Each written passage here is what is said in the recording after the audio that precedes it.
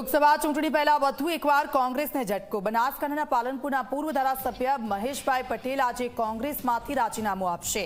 મહેશભાઈ પટેલ ગાંધીનગર કમલમમાં આજે જોડાશે ભાજપમાં। મહેશ પટેલ પાલનપુરમાં 2 વખત રહી ચૂક્યા છે ધારાસભ્ય। 2022 વિધાનસભાની ચૂંટણીમાં મહેશભાઈ પટેલની હાર થઈ હતી। અલ્કેશ રાવ અમારી સાથે ફૂલ લાઈન પર જોડાઈ ગયા છે। અલ્કેશ, કોંગ્રેસમાંથી વધુ એક રાજીનામું।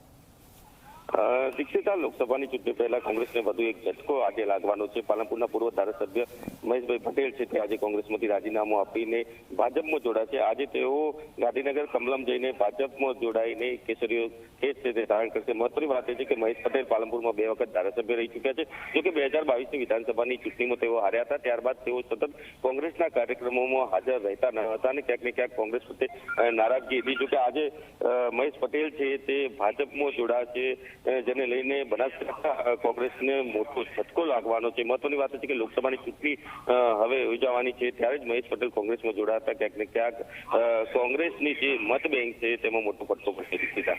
બિલકુલ, આભાર અલ્કેશ સમગ્ર વિગત બદલ।